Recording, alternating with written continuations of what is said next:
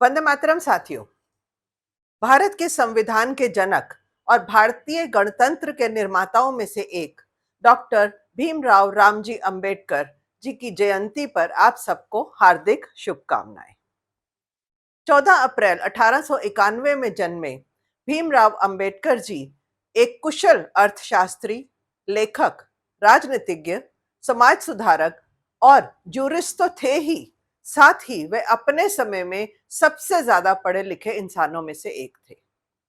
लेकिन इस सफल जीवन के पीछे किन विषम परिस्थितियों का सामना करते हुए वो यहां तक पहुंचे, इस कहानी को भी हम सबको जानना चाहिए।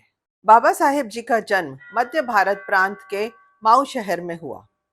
अपने माता पिता की 14 संतानों में से वह सबसे छोटे थे और दुर्भाग्य से उनकी बहुत छोटी उम्र में ही उनकी माता जी का भी निधन हो गया।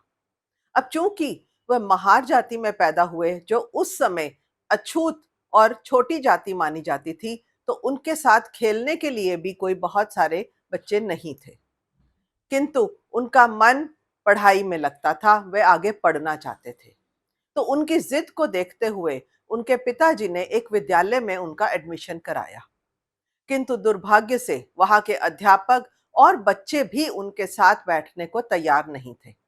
इसलिए उन्हें क्लास से बाहर बैठना पड़ता था और बाहर बैठकर ही वे अपनी पढ़ाई करते थे। एक और कथा भी शायद हम सब ने सुनी होगी कि अपने ही विद्यालय में उन्हें पानी भी नहीं पीने दिया जाता था। पानी पिलाने के लिए भी एक विशेष सहायक जब मटके से पानी भरकर देता था, दूर से उसे पिलाता था, तभी वह पानी पी सकते थे। और जिस दिन वह सहायक ना आए, उस दिन अंबेडकर जी को पूरा दिन बिना पानी के रहना पड़ता था। उनका बचपन यूं ही तंग, परेशान और आतंकित करने वाले हालात से गुजरा। ना वे किसी को छू सकते थे, ना कोई उन्हें छू सकता था। उनकी आवाज कोई सुन लेता तो उसे अपवित्र माना जाता था। उनकी परछाई भी किसी चीज पर पड़ जाती तो उसे अपवित्र माना जाता था। लेकिन उनके संकल्प और संघर्ष की यात्रा चलती रही। स्कॉलरशिप लेकर वे मुंबई पढ़ने गए, जहां उन्होंने इंटर और बीए की डिग्री हासिल की। उसके आगे भी स्कॉलरशिप लेकर वे यूएसए और लंदन गए, जहां उन्होंने कई post graduate degrees, barrister at law और पीएचडीज की डिग्री हासिल की। उस समय के शायद वह इकलौते व्यक्ति रहे होंगे जिन्होंने 4 विषयों पर डॉक्टरेट की उपाधि हासिल की। उसके बाद वह वापस अपने देश आए और यहाँ उन्होंने मिलिट्री सेक्रेटरी की नौकरी ज्वाइन की। वे नौकरी बहुत अच्छी थी और सैलरी और पोस्ट भी बहुत अच्छी थी।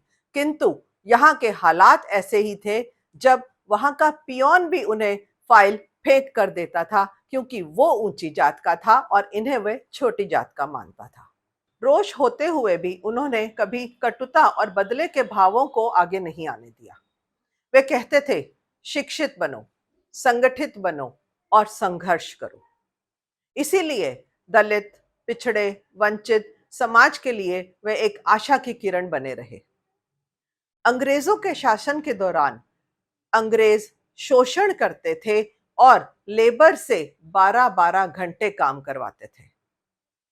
उनके लिए 1942 में वाइसरॉय के सामने बाबा साहब अंबेडकर ने प्रदर्शन किया और इस शोषण को खत्म करवाकर 12 के बदले 8 घंटे का लेबर टाइम फिक्स करवाया।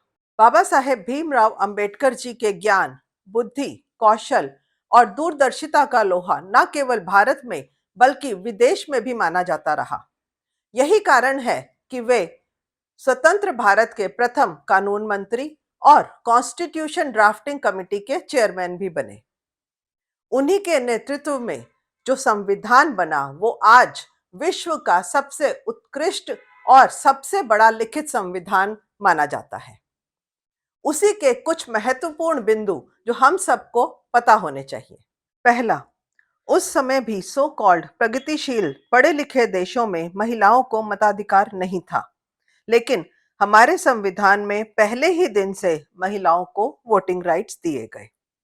दूसरा, उन्हें मालूम था कि लोकतंत्र में निष्पक्ष चुनाव का महत्व क्या है, इसीलिए उन्होंने इंडिपेंडेंट इलेक्शन कमीशन की रचना की। तीसरा, आगे की सोच रखते हुए उन्होंने इंडिपेंडेंट फाइनेंस कमीशन की भी कल्पना की, जो आज भी सेंटर और स्टेट के फाइनेंसेस को अलग-अलग तय करता है।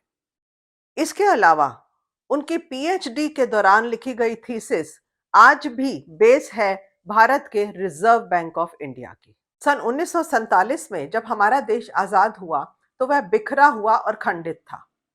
लेकिन उसे अखंड भारत बनाने में जिन दो व्यक्तियों का योगदान अविस्मरणीय है, वे हैं लौह पुरुष वल्लभ भाई पटेल जी, जिन्होंने उस समय 360 से ज्यादा रियासतों में बटे हुए भारत को एक सूत्र में पिरोते हुए आज के वर्तमान मानचित्र तक उसको लेकर आए।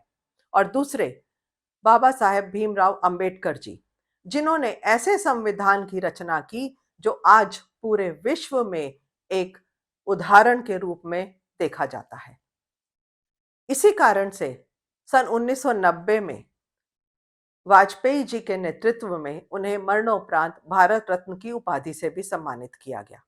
और आज मोदी जी के नेतृत्व में अंबेडकर जी के जन्म स्थान, कर्म स्थान और जहां उन्होंने पढ़ाई की, चाहे वह इस देश में चाहे विदेश में, हर जगह को एक स्मारक के रूप में डेवलप किया जा रहा है, ताकि आज की जनरेशन और आने वाली जनरेशन को भी ये समझ आए कि शिक्षा और संघर्ष की उनके जीवन में और हमारे जीवन में बहुत महत्वता है।